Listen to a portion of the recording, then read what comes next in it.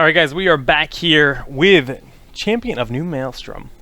Yeah, it's a fun tournament so far. We've seen already one relatively new thing that we don't normally see, but it is CG, so I guess that's not really true. But the tournament, as we said at the beginning, it's chock full of surprises. I mean, there are a lot of draft things that are just things that we don't normally see in North America, so it's very interesting to us. I mean, yeah, it's cool to see different metas and just different play styles for sure. And like the mentality of the drafts have definitely been a little bit different because overall we don't know a lot about their region. We don't know a lot about who they think is the best tank. I mean, who we think they might think that they have a completely different tier list than what we think here in the Western world. So it's going to be really exciting to see more games, and we actually have two Asian teams here. We have MYW and DMC. Now, both teams I've never seen, so I'm actually very stoked to see, and we can actually hop right on over to the draft and have a look to see what we have here. Now we see your girl Nova. This is the wrong draft. My girl Nova getting shown again. Nope. On Snowflake v Clairvoyant. There we go. Living. We good though. We good. So yeah, we do see that Stitches gets banned out pretty much right away. And then we have Zeratul actually getting banned behind that.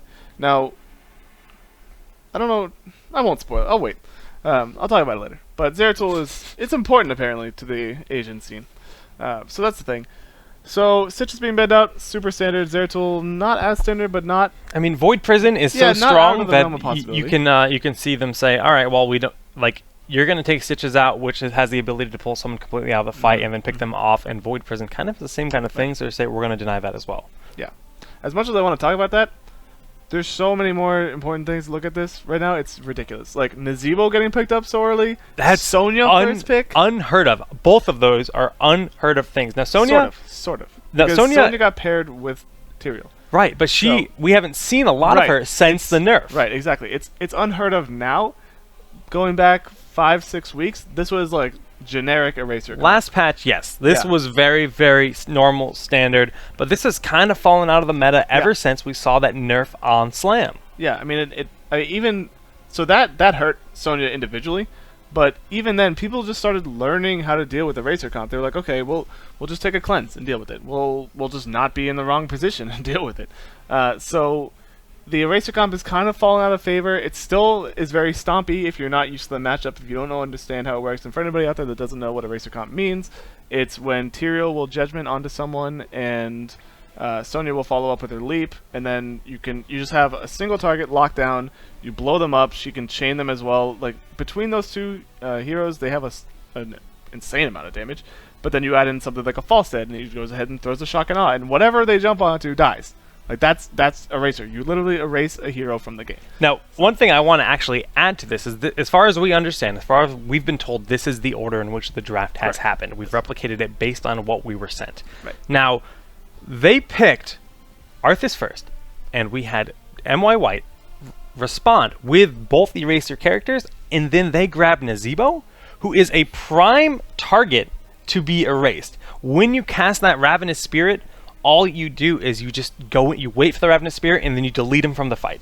Like that's exactly what MYW is going to want to do in this thing, and it's just weird that they choose to go with Nazebo after seeing those two heroes picked. It is weird, but if they go into it knowing that this is an eraser comp, then they'll probably just have Nazebo hold. They'll say, you know what, don't launch it until you see at least one leap or judgment come out. Don't do anything at all, and then what that'll do, if they say, okay, Nazebo is our prime target, like we have to delete him, then if they're holding and waiting until they get that actual opportunity, it's not going to matter. Like they're just going to wait and they'll miss their chance for eraser. But I'm guessing that they're probably going to be focusing Tychus more than anyone else. Like eliminating a Tychus is super important. We saw it last game. He does a ton of damage and he lives for more than most assassins do, just because of his second health bar, and he can do a lot of really silly things. So that'll be interesting to see. It's going to be very important to notice who picks up, or who they pick for their eraser, and who they're going to jump onto. If they're just going to be first out, or if they're going to say, okay, this person has to die. Yeah, it's going to be an interesting game for sure, because we have the mass amount of damage that can come out of MYW, especially once you have Bloodlust and that hard initiation, when you have two of those guys going in. decent amount of sustain when you throw down the healing totem and the chain heal, keep everyone kind of topped off. But at the same time, we have stuff like Primal Grasp on Kerrigan. We have the stun here for Uther and the lockdown with Arthas. So there's a lot of lockdown, Wall of the Dead, almost everyone, and the knockout that they have. Every single person on DMC has something. Kind of like they're going to be, we're going to see Tychus saving that grenade for Strafe. He's going to want to do what he can to interrupt Strafe. But yeah, I mean, they have the control, and I think this could honestly go either way for sure. Yeah, I can say it can go either way. It depends upon how DMC plays it, but my vote is definitely going to MY White. I think that they have a stronger just general composition. It takes, I don't want to say it takes less skill to pull it off, but it kind of does. So we'll see. It's mostly about the way they call their shots. If they make really good decisions, they should probably steamroll through this. If they don't, it'll be back and forth. Well, you know what? We're going to be playing our game here. It's best of 1 series on Dragonshire, and the game is ready to roll. So I think we're just going to hop right on in to the game. We're going to pull it up here. See if I can do this all at once. And yes, we have the game going. And as we can see, we are in Dragonshire. And once again, now round 1 might be all in Dragonshire. Has every game? No, it's so the way that the tournament works is a referee will actually just roll a die, and whichever they roll a 5-sided die, and whichever map or whichever number it lands on, that's the map you play on. So it's not a bad system. It's RNG. You get to know the map ahead of time. I mean, that's good. That's good. It's definitely a lot better than before we had custom games when you could never pick your map. And you just say, okay, we're building a composition, and let's hope that we don't get black hearts because this composition is going to be miserable there. But we do no longer have that problem here in the Heroes competitive community, which is phenomenal. And we can see that actually we're going to have multiple players here for MYW, kind of rotating to the middle lane, see if they can get something done. Yeah, it's interesting to see that they're actually putting Tyrael with someone in the lane. A lot of times teams will just run Tyrael solo, just because he's such a strong 1v1. So that's new, I guess I'll say. Yeah, it's definitely interesting. And yeah, just a pretty standard here. No one's going to die. This is both players have their healer. I mean, a lot of damage output from both Sonya and Tychus, but nothing huge is going to be happening. And we see everybody's just kind of feeling each other out. But honestly, the amount of lockdown that these guys have here on the side of DMC is scary. If they get that Frost root down and they get the Wall of Dead, as long as they don't use it on Falstad, actually, you know what? I take it back. Both players have a get out, and we have some pressure going down here once again in the top lane.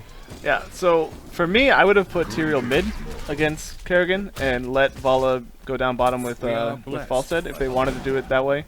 Although I probably would have preferred Rhaegar. Actually, no, I guess Rhaegar with Sonya makes sense because she does need a sizable amount of sustain, and if she jumps in on someone, the lightning shield will help. But the 1v1 missing opportunity from Tyrael is kind of weird. Tyrael actually going to get dropped pretty low here as he goes in for this kill. Yeah, his Q should be ready pretty soon. He's going to want to try to use the get out, but no, he will not have it available. He is going to fall here, and actually, you know what? Falstad can fight this. The Witch Doctor can just loop right back, and if he doesn't get out of here right quick, he's going to fall. The Hammer's going to do a lot of damage, but the Wall of the Dead and the Root, yes, it's enough to lock him down. Frozen Tempest really just doing a lot of work there to make sure he can't run at his max speed, and even with the dash out, no dice. Yeah, it was a little greedy, I think, would be the word I would use there at the beginning. They did manage to force Nizib away, but because Tyrael lost his life, not able to actually really capitalize on it. Nothing too bad happened from it. They lost a decent chunk of experience, but Arthur's actually leaving lane to go tri-lane up top right now will break bottom shrine, so unless they get a kill up here, this play is 100% not worth it at all. Yeah, that's a good point. I mean, they're soaking all 3 lanes, and honestly, if they pressured that and the Uther shifted over, they probably could have got something done because Barb wasn't quite there yet. But you know what? Looks like this is actually going in favor of MYW. Oh, but the Uther heal is real, and Tycho is just going to back right on up and be just fine. I'm happy to see that. Oh my gosh, very nice pickup by MYW there. Yeah, I'm happy to see that Arthas recognized very quickly that him going top wasn't worth it. It wasn't going to play out. Didn't actually get back into lane and just kind of give his vision, we'll call it vision threat, a thing early enough. Like he didn't show himself, so MYW just said, all right, well we're just gonna fight this. We're gonna kill him now. So that was a little unfortunate, but it's all right. Kerrigan now coming top, trying to get something going. She is coming in from the bush, and she will actually land a double stun. Really well done, but it won't be enough. Yeah, I mean a nice primal grasp there, but honestly, I don't understand why Uther is on that shrine. Exactly. If Uther was there to get a stun, they probably could have picked up the kill. I mean, 3v2 with one character locked down. Honestly, the Sonya or whichever player was not hit by the Uther stun would have to fall back. Again, Uther just kind of really wanting to keep this shrine up as long as possible. He's really afraid of the Dragon Knight. The Dragon Knight's not actually that scary in the early game. This is going really close, though. Does Hater have a heal available? No, he is going to fall. The Ghost Form will be a threat for a little bit longer, but you know what? Chan is actually going... Yes, beautifully placed Ancient Spear, securing that kill. And we are not going to see a DK just yet because we've got this bottom shrine going in favor of DMC. Yeah, we did see NYW pick up their Giants on their side of the map.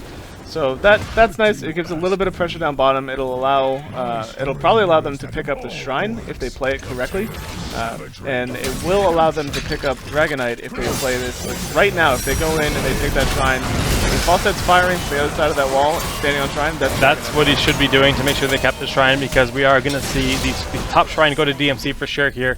The kill actually goes in favor of DMC, and this is actually just a big win for them. Yeah. And honestly, they traded out with Terrio though. Terrio was able to pick up the kills. That's true, but they took both shrines in the process, and they can actually go grab the Dragon Knight here. Nope. Oh, they broke top. Yeah, they did. Godlike indeed, topping that top shrine here, and we see just pretty much normalization in the bottom lane. We're going to see this shrine be fought over for a good amount of time. And again, Falstead properly backing up, not getting too greedy, just going to kind of throw his hammer, you know, chip away what he can, but not commit too hard, because if he gets hit by one stun, one root, he's in a bad spot. Now, we're not going to see Tyrael go out on the sword. I don't think he wants to do that. There are, in fact, 3 members here. I don't know if they know if Arthas is here. I don't know if they had vision. I think it's a pretty safe assumption, because they haven't seen him top, they haven't seen him mid, and he's probably not doing Giants this early. And they know that Dragon Knight is a priority. Both teams have been fighting hardcore for each one. Well, we have initiation here. We have 3 players on each side, and Godlike is going to fall here, but they got the kill on Uther as well. 1 for 1. Hello, you might want to get out of here, buddy. It's not looking too good. You got a Ghost smacking away at you. Does he have his Q ready? No. That's 2 for 1 in favor of DMC. Nicely done. And this top shrine is just going to be a dance here. And, oh, actually, Falstead, very, very nicely done there, picking up the kill. Falstead went around, he did juke the Howling Blast, was able to get away from that. The wall came up from Witch Doctor, they were able to trade out as Vala came down bottom as well to put down a little bit of pressure. And now Vala's actually going to get dropped very low. She should be able to tumble out and walk away. It shouldn't be too much of a pressure, but we do have Kerrigan now trying to rotate into mid, trying to get this Dragon Knight. They will have backup of Witch Doctor coming in very soon, so this is going to be a really interesting fight coming in. Yeah, Cobra Crayon wants to grab the Dragon Knight here. That's my favorite kind of crayon, a Cobra Crayon. Oh, the leap was completely wasted, and this might actually cost him his life here. Now we don't actually. But very close. Yes. Now obviously we don't have any kind of Envenom or anything available for Nazebo, so. We do have, is this another Divine Shield? This is another Divine Shield. Once again, so already one of those things we're seeing in, well, actually that was not a Chinese team that picked Divine Shield last game, so just different shifts in the meta globally, I suppose. Seeing Divine Shield 2 games in a row, really kind of uncommon. Yeah, I mean, CG likes to do a lot of weird things with that. This is not a game between CG. Very nice cross there by the Arthas. I'm not going to be able to capitalize on it, but it does force the Sonya back. Nicely done. The Dragon Knight, they're just going to keep poking away, doing as much as they can. It's going to fall any second.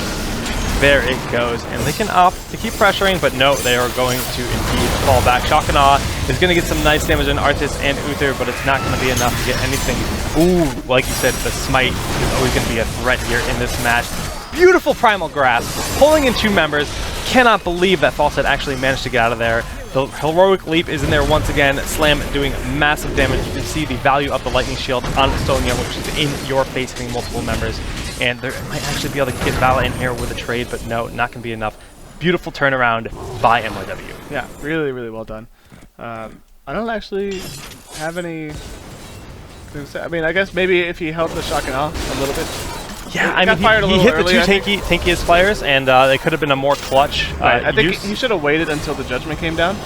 Especially when they were disengaging, I thought it was kind of a weird call. Like if they're in full retreat, but they managed to get that engagement on and keep the fight going, and it worked out for him in the end. Right. Yeah. I think. Oh, actually, another Strafe coming out, trying to get some damage down here. They already got the enemy Knight, so yep, that was really worried about there. Just kind of just a disengage. Yeah, a beautiful just defensive strafe to allow them to get out of that. You can't just charge in on strafe. Now, they could have, in theory, if grenade was available, thrown the grenade in and tried to chase if they wanted to, but they opted to just play defensively, clean up the knights.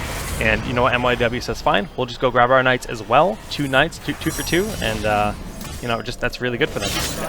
Paula does have battle momentum as well, so she'll be able to strafe and then auto attack. 30 Yes, or very so short times, cooldown. and Yes. it'll be right back up. So that's really good. She's already at a 20-second cooldown on that. The only other ult missing right now is Army of the Dead, and that comes out right now.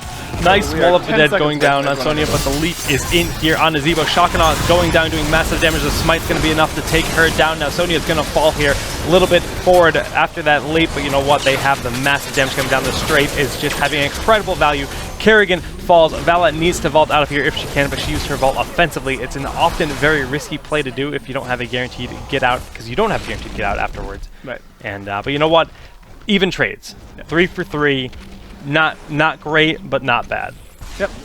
Falstead, as you saw there, actually ended up taking the extended range on Dash as well, so he's usually pretty safe, but I would say the biggest mistake there was that MYW went in on that fight without having their healer there, while DMC had Uber there.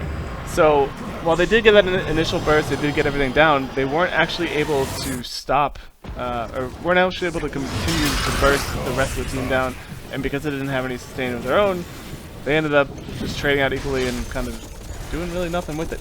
So Yeah, that is definitely the case, and we actually see Rhaegar just trying to keep the shrine occupied so that they cannot grab the Dragonite. Now Val is in position to defend if needed, but you don't ever want to give up to. We actually saw a big initiation happening here. Sonya has fallen. Looks like Falstead's going to fall as well. Looked like that Ravenous Spirit is doing a ton of work. My apologies for missing that here on the screen, but nice pickup. I could rewind. It is a replay. It is a replay, but we know what happened. 2 players fell. The Dragonite control has been taken here for DMC, and it looks like they're actually going to try to get another pickup here. That's actually a very dead Vala. The Wall of the Dead tanking a lot of shots, allowing the Nazebo to just kind of sit there and pressure, and it looks like the Kerrigan is going to be able to grab this Dragonite. Now, Tyrael could have gone in. yeah, He could have tried, but it's sorted. risky. He could have sorted. Yes, it That's could have the been thing. his death, though. It might have not been up, because he wasn't mounted, so he might have sorted to get away and was walking back to mid. That seems Wasn't likely. I able feel to like see. he would have cast it at the very least. Yeah. Well, So we're yeah. seeing them push in. I mean, they're using the Dragonite to a decent amount right now, decent ability. They are gonna allow it to get a little bit of extra damage on it that probably doesn't need to happen, but it looks like they're gonna say, you know what, they're all just defending here. Let's rotate bottom. This is a lot more open. We have a lot more space to do something here. But this is not actually a good idea. That was a wonderful heroic leap coming in behind the wall, like you said, kind of a risky play, allowing MYW to get a full initiation here. The Thor is going to fall in the top. We see that Godlike is really quite small, getting blown away. The Strafe having ridiculous amounts of value. A ton of damage coming down here. Now, Cobra Yan is going to be pretty low. The Ravenous Spirit, though, has been saved, like you said. They're going to wait for the other heroics to go down and get the maximum value out of it. Doing a ton of work, and Nazebo is still living. Yeah, that was really well done from... it was a really good way to flip a fight. So they came in there, the leap happened, the judgment didn't happen, so they weren't able to burst down anyone, and the Divine Shield actually went right onto Nazebo right after the initiation happened.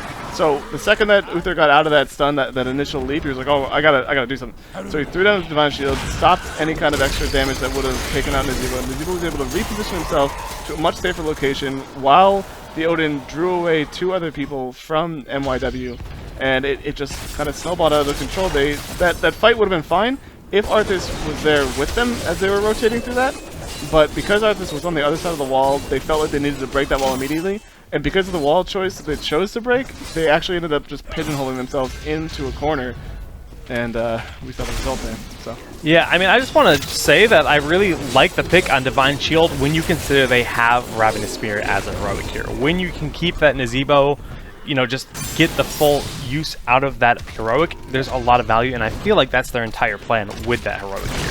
yeah, I think it's mostly offset whatever eraser they're going to do, and like you said, keep the key target alive. Whatever the key target is per fight, just say, you know what, we're gonna keep them alive. We're gonna let them do their thing. Most cases, it's probably gonna be in a Nazebo. Yeah, it seems very likely here. While we have a nice pickup here on this Uther that just kind of blindly walked through the middle of the map. Never want to do that. He had to blow Divine Shield. The Ravenous Spirit is down with a lot of value. The Shockanaut comes out right down as the Divine Shield falls. And actually, this is going pretty well, even though they lost their Uther right away. The Uther Ghost is still alive, able to provide some healing. Massive damage. The Primal Grasp is, you know, just has a lot of value with pretty much any time you can get 1 or 2 targets, you're going to be able to do a lot with it.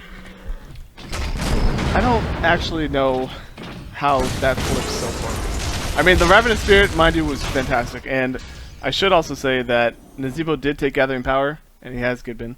So any of his abilities that he throws down are going to be like super strong, just crazy strong ability. He does actually have top damage for the team right now. Falstead is top for MYW, so he's doing work. He's doing a lot of really good stuff, but I still think that if MYW can be the ones to act, their first act and they get their combo done as they need to, if they get that initial deletion at the start of the fight, they should be able to run through the rest of the fight and just kind of do whatever they want. So, we'll see what happens. Yeah, well, we got a big push here with the Dragonite. You can actually see that Vala didn't go too far. She would have flown into the water if the positioning would have allowed it. And that is not a thing here. You can't be knocked off the map. The leap goes off. The leap goes off almost point blank. Arthas is going to fall here. Nice use of the leap to just guarantee that kill. We see Kerrigan here has Maelstrom going in the new Maelstrom tournament, just doing a lot of damage, keeping her alive, that extra shielding, that extra health. Wall of the Dead is actually going to zone out the Vala, kind of pretty much keeping them alive. If Vala could keep going, oh my god, I like this choice to actually use the Ravenous Spirit. That was a very dangerous shock and awe. Look how low all the members here are. Almost enough, and not quite. Falstead. Oh man. So Falstead at level 4 took Wild Hammer, which is the ability that increases the initial hit of your Q instead of Gathering Power. If you had Gathering Power there, that would be definitely a double kill. That was a double kill, yeah. Guaranteed. And Wild Hammer is really risky because it will proc on minions, it will proc on anything, and so if you can get that 1v1 scenario, if that exists for you, then it's great.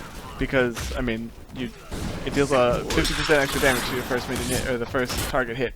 But very, very unlikely that you're going to get whatever your individual call is to blow it up. So I'm not a fan of Wild Hammer, but, you know, to each their own. We'll see how it ends up playing out. But like I said, I mean, they got a good fight there. They were down levels. They were down 2 levels. They're now only down about 1. But the issue is we're looking at almost a 20 to 19 difference. And that level 20, if they don't do it appropriately, it's going to be bad. And they are going to get seen by all of the creep centers, so they know that they're coming in. Yeah, they know well, and they're just going to grab the Giants and back up here, saying we don't have to take the initiation in this close range. We're going to take it on our terms. Now, Hater is going to get caught out with Smite, and he's actually going to fall, but we saw this happen once before. Actually, the heal comes through. He's still alive, still staying alive, but it won't be enough to strafe getting enough damage down on him. We see all the members here are kind of backing up, but at the same time, MYW is not in a good spot. The Ravenous Spirit is pretty far away, but it will be able to get the kill here on Sonya with the Odin. A lot of damage still available, but they're in full retreat mode here for MYW. Yep, nobody on that team was able to pick up level 20 talents before anything happened, so they weren't able to get like super ults or anything like that. They just kind of steamrolled them flat out. Yeah, I mean, we've seen that happen pretty much every initiation, even with their Uther getting pretty much pulled out of position and picked off. He stayed alive long enough to soak up, honestly, just a lot of the main pressure going on there. So we do see Falstead's now flying up top to Shrine. It's going to be a 2v1 if they decide to stay through here. Arthas should die out of this. Yeah, you'd think so. I mean, we have the Earthgrass Totem there keeping him in position now. Falstead and Rhaegar both have a decent amount of damage output. We have the Dragonite being grabbed here. No, but yeah, it's going to be stopped just in time. Yeah, they were just barely able to break through that, but they do have level 20 ults, like I said. Everything is ready to go. Uther has Resurgence, so it looks like his didn't get popped, so he's good. He'll have Resurgence for the next fight. We have Omega Storm, we have Big Red Button, we have Advanced Army of the Dead, and we also have the Advanced Ravenous Spirit, which for this game, with the amount of damage and just worth every Ravenous Spirit has had, having Annihilating Spirit is going to be terrifying. And what that does is it increases the range rate by 50% and the move speed by 30%. So it's going to get in and it's going to do a lot of damage. Yeah, we can see this Nazeebo is actually just trying to stay in the back for what he can. He's going to try to find a nice place where he can use it safely. They want to get the pick on him, but their team's not ready. That was kind of just like a false smite. They got nothing out of it. Kind of a little bit too preemptive. Shock and Awe comes down though. Very nice pick on Sonya. Nazebo has to fall back, has to drop that Ravenous Spirit now. Big red button going down, and I'm surprised we still have not seen the Ravenous Spirit. I mean, it came out already. He used it. Oh, he got stunned out of it. No, he walked out of it. He didn't get behind the wall, and so what happened was he ran to the wall, didn't get behind it. Kerrigan saw that, was like, not sorry. Falset saw that and was like, I'm just gonna ruin you. And they started putting pressure on him, started moving towards him, and he was forced to back away. It's a bit of a mistake, because if he cast it just a little bit behind the wall, that actually could have gone a lot better here for DMC, but this is going to cost them dearly. Yeah, this will cost them at least the fort that we just saw, at least the first wall, and potentially a keep as well. As they will have 2 people down, they're not going to be able to go through anything. Barb's getting a little bit cheeky. She wanted to utilize her health steal there with the whirlwind, but it was actually just a really risky play. Arthas coming and then getting booted well out of the fight. Arthas is going to rotate around in mid. Check this out. Yes, we actually have Arthas coming right on up here. Now he wants to use the Tempest. Now we see the strafe coming in, a nice juke, and will it be enough to keep Fella alive? The punt once again, but it won't keep her alive, and Sonya's going to secure the kill. Or try to secure the kill. Having to pop Heroic Leap, but it's going to get the kill on Arthas. It's only 50 seconds. So they should be able to. They still have 24 seconds on Dragon Knight, so I don't know why he's going bottom, but they should have pushed at least like this fort. That's just fine. Get this wall down. Just use it for what you can. You've got 15 seconds. Just keep poking away. Clean up the creep wave. Yeah, that's fine. Keep the lane pushed, but there was no reason to fall back there. There's just he wasted probably 5 valuable seconds. Yeah. I'm still unsure why he's not. He's afraid. He doesn't know where they are. He has vision on them now, so he stepped forward a little bit, but he didn't want to get out of position. His team's not with him. I can't really fault him too much for that. I'll fault. I'll dock a point. You're Dragon Knight. You go in. Worst case scenario, they jump on you. It blows up. It knocks him back, and then you Rhaegar yourself to victory, and you walk away. That's a good point. Rhaegar is a slippery little wolf that can get out of a lot of situations that their heroes cannot, but we have these giants here pushing in the bottom. They're going to do what they can to get this fort, but every single member of MYW is so Tyrion's not around, Vala's not around. Now this is risky. They know that they did Knights, but they don't know where they went afterwards. They pushed in. They actually burn Shock and Awe. It's not a bad idea, but it definitely wasn't needed. That's a 90-second cooldown. Yeah, that's a really big cooldown to burn. Ooh, so now what they have to do is they have to swing top. They have to group as 5. They can never be alone. If Shock and Awe was going to guarantee them like a talent advantage for a potential upcoming engagement, I agree. But they're in even levels. They both, I mean, they're past level 20. All the talents are there. Really don't see a ton of value in taking out that fort. That's going to fall inevitably. Like it's just a matter of time before you burn it down. And now they have to clean up these giants here in the bottom lane while we see DMC is going to try to posture to make something happen. But the thing is, DMC, they should be posturing to make something happen, but they're not. They took those giants and they backed away. They knew that Shock and Awe was down. It's still down right now for 40 seconds. They have 2/3 of a minute to do something. And they're just not. They're splitting around the map. They're not putting any pressure on, and they might actually end up losing this right here. Yeah, they're going to lose these giants. They're going to lose Tychus and the giants that they just worked to clear while 3 of their members are cleaning up the top Knights. They split up. They got picked apart for it when they had the heroic advantage, like you said. No, they had every advantage in the world. If they had stuck on those Knights down bottom, they probably would have been able to win that fight. I'm not sure how handily they would have done it. They probably would have been able to win the fight and then push through and take a keep. And that would have been a very, very big jump in just presence around the map for them. They would have had a huge advantage off that. But now they're stuck in base for 30 sequence. They might actually not even be... If Falset flies top right now, yeah, they might not be able to stop. Go for the DK. Yeah. I'm surprised we're not seeing him go immediately. Wouldn't be surprised if we see him try to fly up any moment now. But they do have the bottom shrine contested already, and Sonya's going to be well on her way. So Falset will be saving his fly. And, it's actually a little too late for Dragon Knight. Yeah, it is. It is. I think they realize this. They're backing up. Falset flying. Yeah, that makes sense. All right, sure. Yeah, well after the window of opportunity has passed. But we have this initiation here in the middle. The smite goes down on Nazebo a little bit preemptively. The ancestral healing does get off, or no, does not get off. And we have the Shock and Awe coming down now. Now that Ravenous Spirit is just doing absolute work. If he had saved that smite for the Ravenous Spirit, I feel like that would have went a lot better for them. But instead, they opted to initiate with it. Yeah, I don't really know what the logic was there. I'm pretty sure. Well, he got kind of caught out. So Tyrael got stunned, and he tried to use that because the Howling Blast did miss. they decided to say, okay, you know what? Let's turn this. Let's try to flip the fight.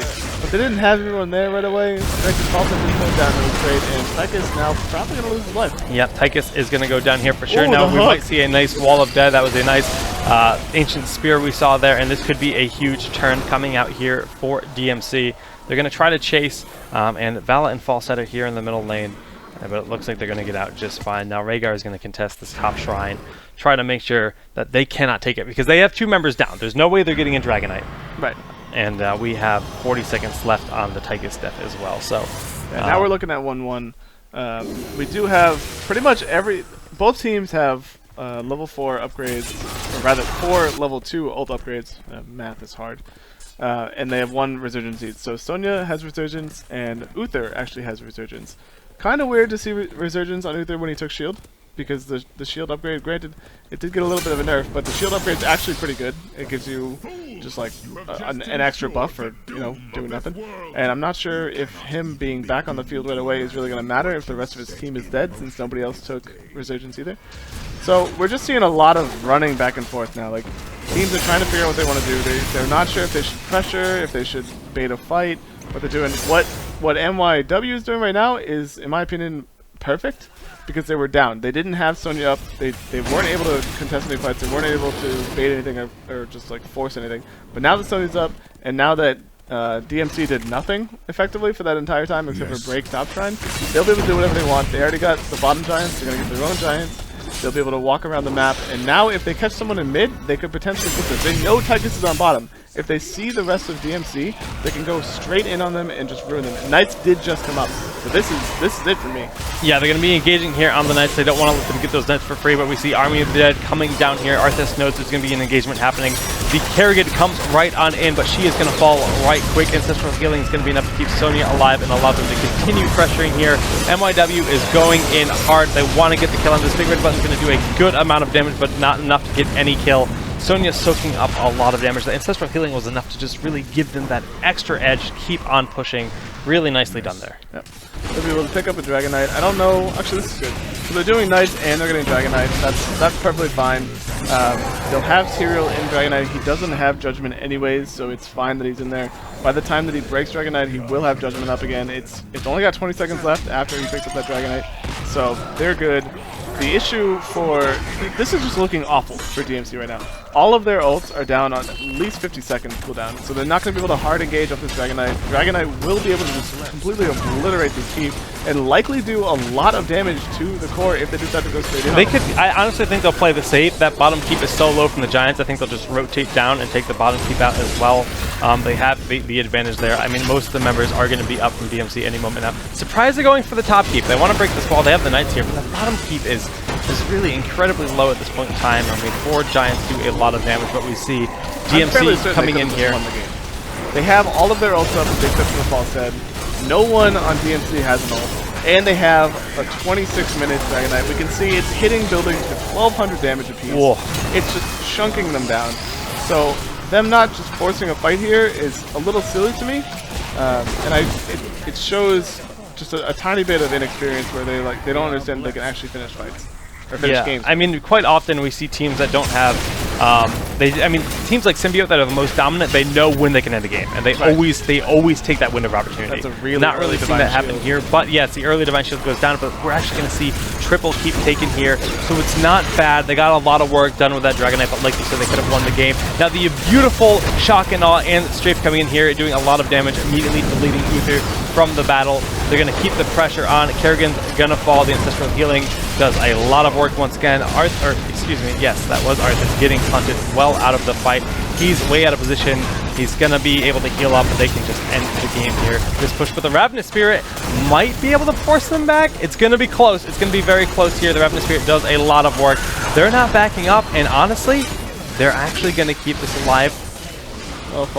Yes, it's gonna live. It's gonna live. Oh man. So there's no reason for that to happen at all.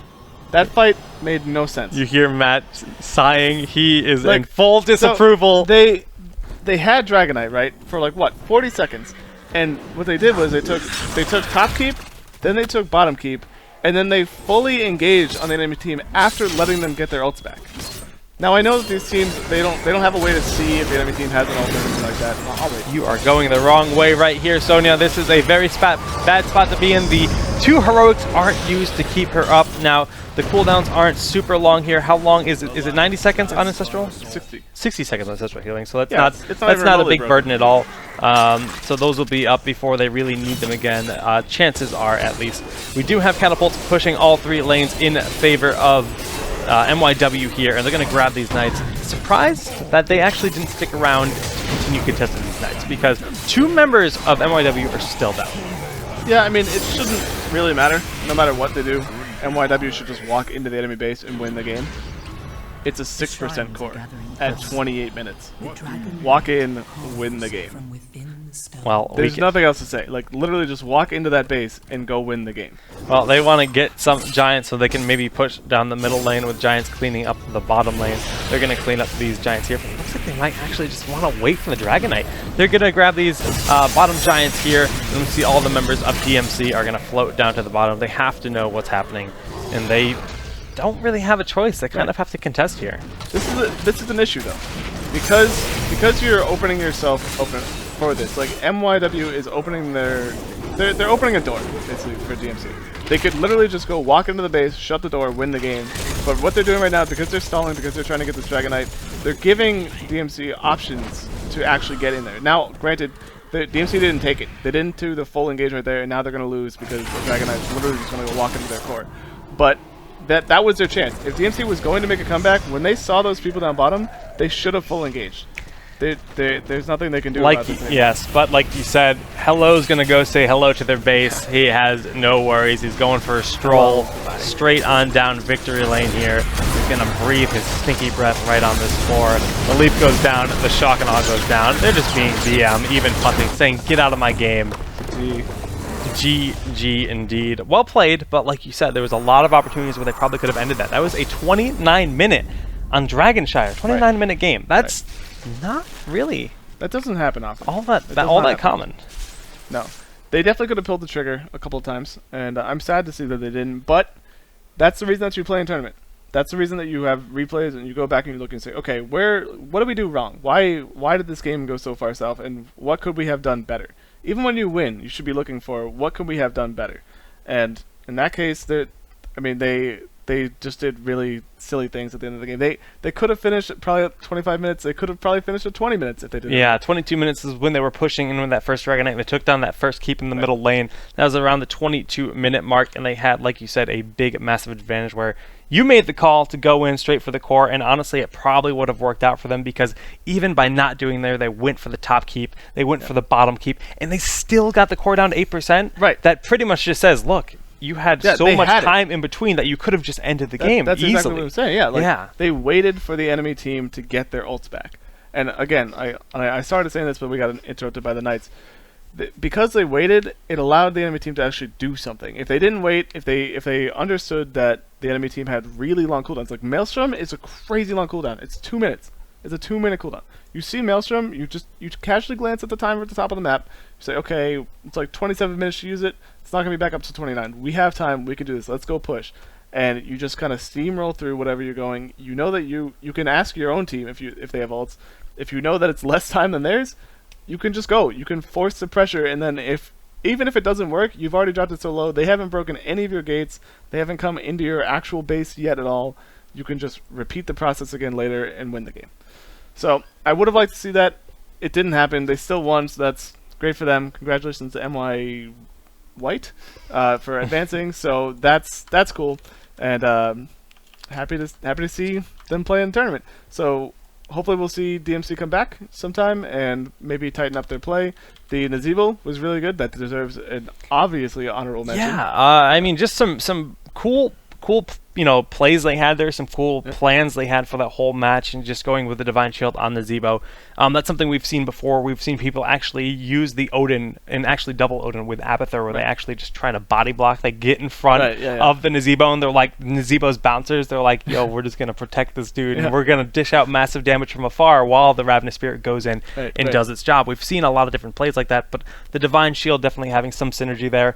Now, Divine Storm still a very strong heroic for sure. It could have been. There's a lot of scenarios where that would have been very helpful, but again, that's the great part about Heroes of the Storm, where you have multiple options for heroics, really diversing the play styles, because other games don't really have that. They don't have that heroic option, so that just creates a lot of, like, each hero is a little bit more dynamic in that regard.